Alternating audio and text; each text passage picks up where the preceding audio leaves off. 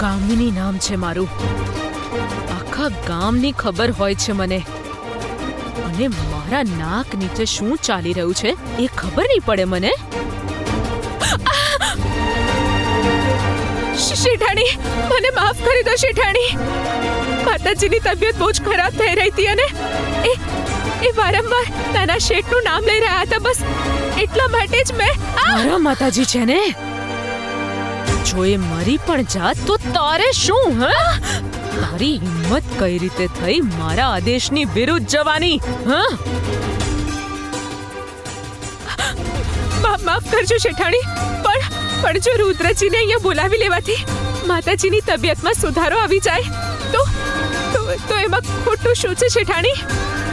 અચ્છા, હું કહું છું ખોટું શું હોય છે. શેઠાણી છોડી દો. બહુ જ દુખે છે ને? ઊભી રહે, તારી ચામડી ના ખેંચી લઉં ને તો મારું નામ કામિની કોઈ નહીં. શેઠાણી, આ આંગળીથી જ ફોન લગાવ્યો તો ને તે રુદ્રને? હા શેઠાણી, આ શેઠાણી ભગવાન માટે છોડી દો. સમજમાં નથી આવતું કેમ રુદ્રને ફોન કરવાના બહાના શોધતી રહે છે? રુદ્ર પર નજર છે ને તારી? શેઠાણી, મારો ભગવાન જાણે છે શેઠાણી કે આ બધું સાચું નથી.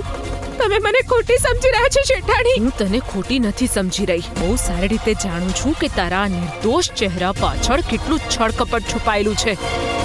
લગ્ન તારા મોટા સાથે થઈ રહ્યા હતા, નજર તું નાના પર નાખી રહી હતી. હે, એ બંને ભાઈઓને રીઝવીને ડબલ માલ લૂંટવા માંગે છે ને તું? જાણું છું હું તને, બહુ સારી રીતે જાણું છું હું તને. ના શેઠાણી, એવું નથી. શેઠાણી, તમે મોટા છો, પણ મારા પર આવું લાંછન ના લગાવો. મારા દેવીમાં મારી વાતનો પુરાવો છે. શેઠાણી, મને તમારા પૈસાનો બિલકુલ પણ લોભ નથી શેઠાણી. હું આ વાત કોઈના પણ સમખાઈને કહી શકું છું શેઠાણી, આ સાચું નથી. તારા નક્કામાં સમ તારી પાસે જ રાખ. મારા માતાજીને ભાનમાં આવવા દે. તારી આ બધી કાળી કરતૂત માતાજીને કહીશ.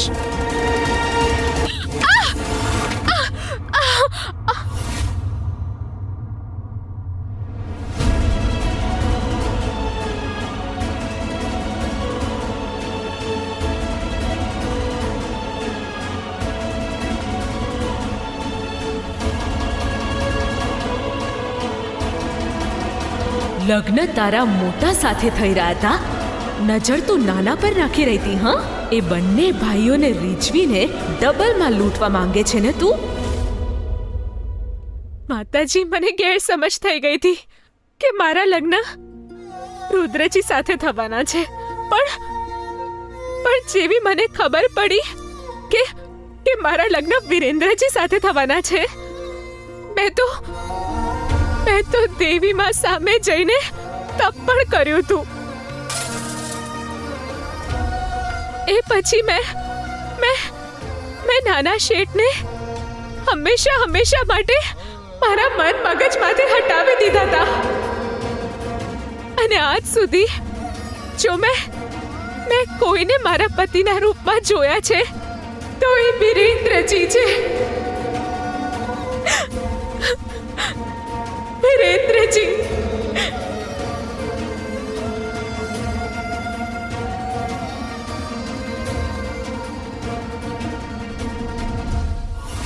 બધી મહેનત માટીમાં મળી ગઈ. શું જરૂર હતી રુદ્રને પાછા આવવાની? અરે માતાજી મરી થોડા ગયા હતા. મારી દાદી રુદ્રને યાદ કરે ને રુદ્ર ન આવે એવું ક્યારે થાય ખરું? કેટલું સમજાવ્યા પછી રુદ્ર આ લગ્ન કરવા માટે તૈયાર થયો હતો. હવે માતાજી ફરીથી મારા દીકરાને પોતાની જાળમાં ફસાવી લેશે. ના, એવું ન થઈ શકે. હું એવું નહીં થવા દઉં, ક્યારેય નહીં થવા દઉં.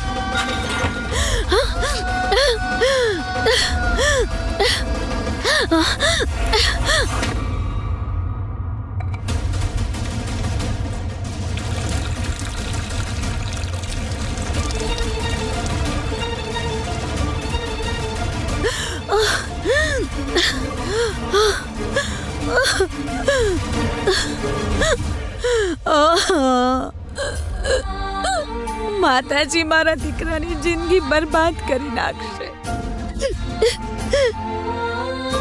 હું એવું ન થવા દઈ શકું, નહીં થવા દઈ શકું. પણ સૌમ્યાએ રુદ્રને પાછો આવવા જ કેમ દીધો?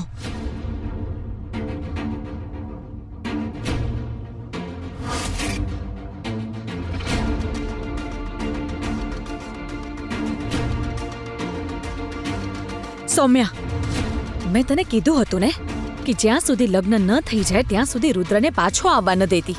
તે એને કેમ આવવા દીધો? અરે મને તો હવે તારા પ્રેમ પર પણ શંકા થઈ રહી છે. તને ડર નથી લાગતો? હા, રુદ્રને ખોવાનો ડર નથી લાગતો તને? અરે અહીં માતાજી રુદ્રના લગ્ન ગૌરી સાથે કરાવી દેશે. રુદ્રને ખોઈ બેસીશ તું. મેં રોકવાનો બહુ પ્રયાસ કર્યો હતો રુદ્રને, પણ એ માનવા તૈયાર જ નહોતો. અને જ્યાં વાત માતાજીની આવે છે એને કંઈ યાદ નથી રહેતું. ના હું ના તમે.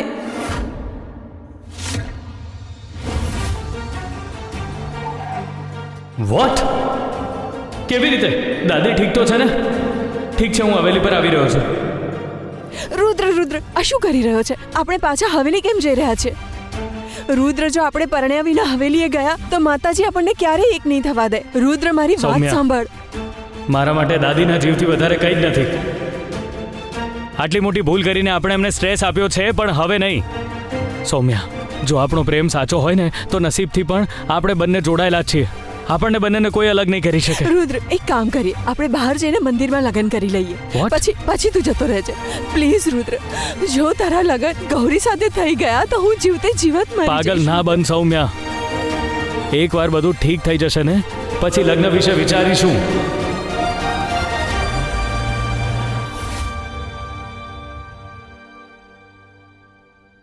હવે તો તારા લગ્ન રુદ્ર સાથે નહીં જ થાય.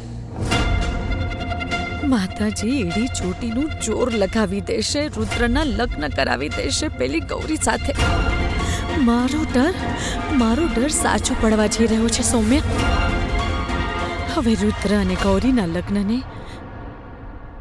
કોઈ નહીં રોકી શકે. કોઈ નહીં રોકી શકે.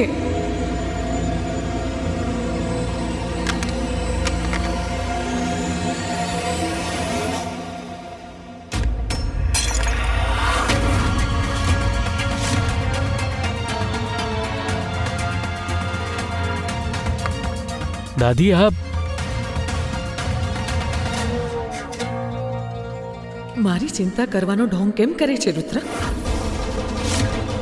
જો તને મારી અને બુંદીલા પરિવારની ઇજ્જતની આટલી ચિંતા હોત ને